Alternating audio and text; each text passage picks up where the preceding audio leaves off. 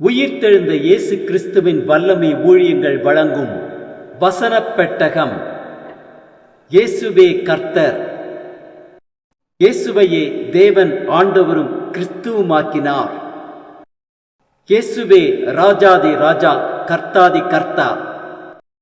கிறிஸ்துவே மரித்தோர் மேலும் ஜீவனுள்ளோர் மேலும் ஆண்டவர். கிறிஸ்துவே போதகரும் ஆண்டவருமாயிருக்கிறார். வசனப் பெட்டகத்தின் இன்றைய தின கருப்பொருள்: ஜெபத்தை கேட்கும் தேவன். அவர்கள் கூப்பிடுகிறதற்கு முன்னே நான் மறு உத்தரவு கொடுப்பேன். அவர்கள் பேசும் போதே நான் கேட்பேன். ஜெபத்தை கேட்கும் தேவனை குறித்ததான வேத வசனங்களை பார்க்கலாம். யோவான் 9:31 வாசிக்கிறோம், பாவிகளுக்கு தேவன் செவி கொடுக்கிறதில்லை என்று அறிந்திருக்கிறோம்.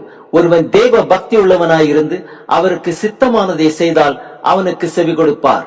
1 பேதுரு 3:12 வாசிக்கிறோம், கர்த்தருடைய கண்கள் நீதிமான்கள் மேல் நோக்கமாயிருக்கிறது, அவருடைய செவிகள் அவர்கள் வேண்டுதலுக்கு கவனமாயிருக்கிறது. தீமை செய்கிறவர்களுக்கோ கர்த்தருடைய முகம் விரோதமாயிருக்கிறது.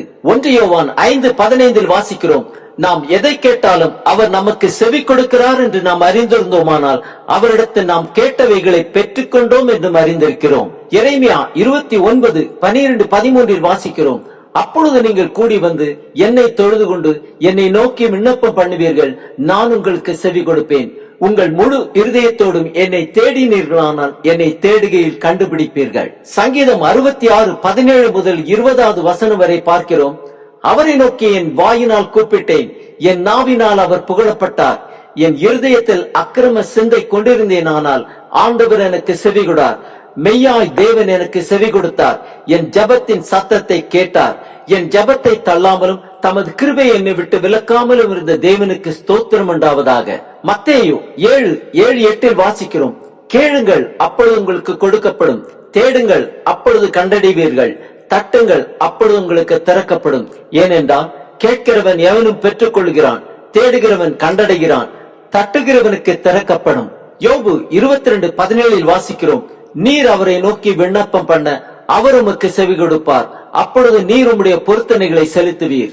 யோபு 33:26 வாசிக்கிறோம், அவன் தேவனை நோக்கி விண்ணப்பம் பண்ணும் போது அவன் அவருடைய சமூகத்தை கம்பீரத்தோடு பார்க்கும்படி அவர் அவன் மேல் பிரியமாகி அந்த மனுஷனுக்கு அவனுடைய நீதியின் பலனை கொடுப்பார். சங்கீதம் 91:15 வாசிக்கிறோம், அவன் என்னை நோக்கி கூப்பிடுவான், நான் அவனுக்கு மறு உத்தரவு அருள் செய்வேன், ஆபத்தில் நானே அவனோடு இருந்து அவனை தப்புவித்து அவனை கனப்படுத்துவேன். சங்கீதம் 145:18 வாசிக்கிறோம், தம்மை நோக்கி கூப்பிடுகிற யாவருக்கும், உண்மையாய் தம்மை நோக்கி கூப்பிடுகிற யாவருக்கும் கர்த்தர் சமீபமாயிருக்கிறார். யோவான் 14:13-14 வாசிக்கிறோம், நீங்கள் என் நாமத்தினாலே எதை கேட்பீர்களோ குமாரனில் பிதா மகிமைப்படும்படியாக அதை செய்வேன், என் நாமத்தினாலே நீங்கள் எதை கேட்டாலும் அதை நான் செய்வேன். மத்தேயு 21:22 வாசிக்கிறோம், மேலும் நீங்கள் விசுவாசம் உள்ளவர்களாய் ஜெபத்திலே எவைகளை கேட்பீர்களோ அவைகளையெல்லாம் பெறுவீர்கள் என்றார்.